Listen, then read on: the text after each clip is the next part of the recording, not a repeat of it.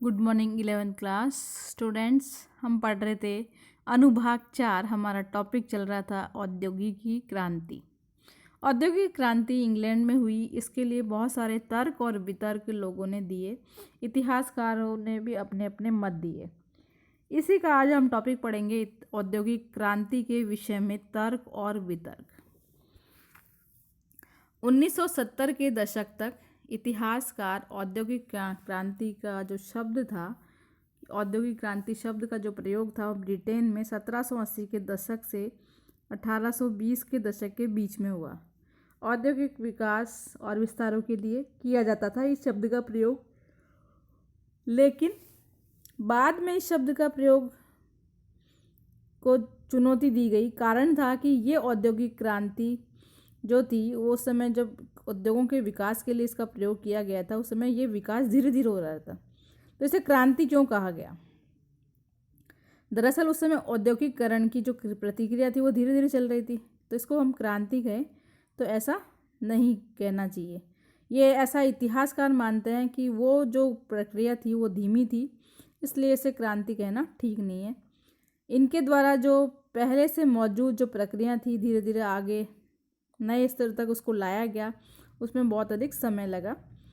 इस प्रकार फैक्ट्रियों में श्रमिकों का जमवाड़ा पहले की अपेक्षा बहुत अधिक हो गया था। जैसे जैसे क्रांति बढ़ती जा रही थी, जैसे जैसे उद्योग का विकास होता जा रहा था, उसके आधार पर तो श्रमिक बढ़ रहे थे, तो धन का प्रयोग भी पहले से अधिक व्यापक हो रहा था।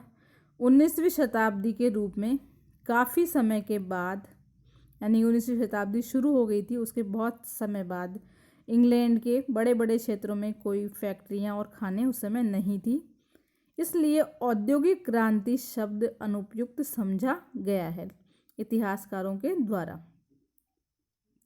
इंग्लैंड के जो क्षेत्रों में परिवर्तन आ रहा था, खासकर कि लंदन, मैनचेस्टर और बर्मिंघम में और न्यूकासल में, ये जो 4 नगर थे प्रमुख, इन चारों जो नगरों के जो क्षेत्र थे उनमें परिवर्तन आ रहा था। और इन नगरों के, हम ये कहें कि केवल 4 नगर ही नहीं, उस समय पूरे इंग्लैंड में परिवर्तन आ रहा था। लेकिन ये जो इतिहासकार कह रहे हैं कि प्रारंभ में ही उसे औद्योगिक क्रांति का जो शब्द दे दिया गया, वो शब्द अनुपयुक्त था, क्योंकि ये बहुत लंबा समय लगा जब जाकर के इसे हम औद्योगिक क्रांति कहते हैं। कपास और लोहा उद्योग अथवा विदेशी व्यापार की अगर हम बात करें तो 1780 के दशक से लेकर के 1820 के दशक तक जितना विकास हुआ या समृद्धि हुई, उसे क्रांतिकारी कहा जा सकता है। कहने का तात्पर्य ये है कि अगर हम कहें कि 1780 से 1820 के बीच में लोहा उद्योग और कपास उद्योग बहुत अधिक वृद्धि से रहा, तो उस समय को क्रांतिकारी या क्रांति युक्त कह सकते हैं। नई मशीनों के कारण सूती कपड़े के उद्योग में अत्यधिक वृद्धि हुई, और एक ऐसा जो कच्चा माल था कपास, जिस पर जो कि उस आधार पर वो टिकी हुई थी, कपड़ा उद्योग कपास पर टिका हुआ था, जो ब्रिटेन से बाहर मंगाया जाता था। तैयार माल को दूसरे देशों में, खास करके भारत में बेचा जाता था उस समय। तो इस समय को हम कह सकते हैं कि इस समय और अधिक गति चल रही थी। धातु से बनी हुई जो मशीनें थी, भाप की शक्ति अब धीरे धीरे विकसित हो रही थी। 19वीं शताब्दी के उत्तरार्ध तक ये सब चीज़ें दुर्लभ थी, यानी इन चीज़ों को प्राप्त नहीं किया गया था।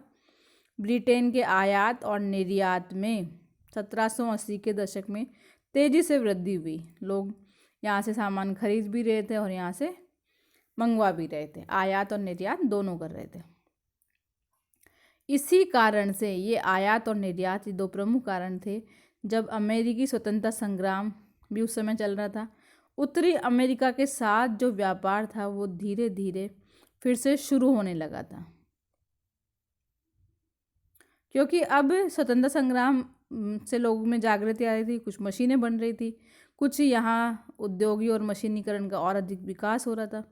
तो अब जो व्यापार रुक गया था एक समय के लिए, वो वापस चालू हो गया था, वापस शुरू हो गया था।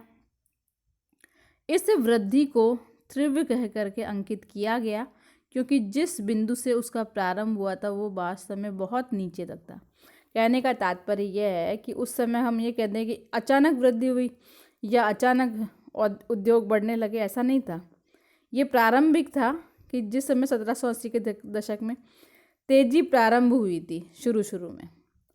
आर्थिक परिवर्तनों के सूचकांक ये दर्शाते हैं कि सतत औद्योगिकीकरण यानी लगातार औद्योगिकीकरण जो था वो 1815 से लेकर के 1820 से पहले के बजाय बाद में ज़्यादा दिखाई दिया।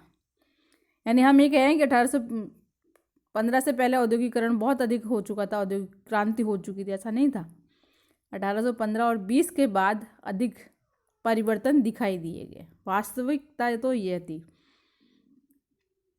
1793 के बाद के दशक की बात करें तो फ्रांसीसी क्रांति और नेपोलियन के जो युद्ध चल रहे थे उन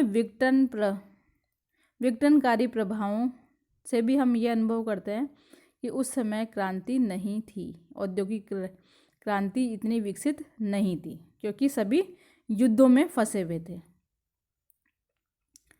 औद्योगिकरण को देश के धन की पूंजी का निर्माण, आधारभूत ढांचा तैयार करने, नई नई मशीनें लगाने के लिए, अधिक से अधिक निवेश करने के लिए, इन सुविधाओं को कुशलतापूर्ण उपयोग करने के लिए, उत्पादन में वृद्धि करने का एक साथ अगर जोड़ा जाए तो धीरे धीरे ये विकास हुआ था। लाभदायक निवेश इन मायनों में उत्पादकता के स्तरों के साथ 1820 के बाद धीरे धीरे बढ़ने लगा था। यानी इस पैराग्राफ में कुल मिला के यही बताया गया है कि हम पहले कुछ नहीं कर सकते, पहले तो विकास धीरे धीरे था, युद्ध चल रहे थे, फ्रांसीसी क्रांति चल रही थी, तो इतना विकास नहीं था। लेकिन 1820 के बाद यह जो औद्योगिकरण था वो बढ़ने लगा था और 1840 के दशक तक आते आते कपास, लोहा, इंजीनियरिंग उद्योगों में आधे से कम औद्योगिक उत्पादन हो रहा था। यानी कि पहले इतना उत्पादन नहीं कर पा रहे थे, मशीनें थी लेकिन इतना विकास नहीं हुआ था। तकनीकी प्रगति सीमित इन्हीं शाखाओं तक सीमित नहीं थी, बल्कि कृषि संसाधन, मिट्टी के बर्तन बनाने और अन्य उद्योगों में भी धीरे धीरे विकास देखा जा रहा था। यानी कपास, लोहा ये शुरू में थे, फिर धीरे धीरे कृषि संसाधन में और मिट्टी के बर्तनों में और अन्य उद्योग धंधों में भी ये विकास देखा जाने लगा था।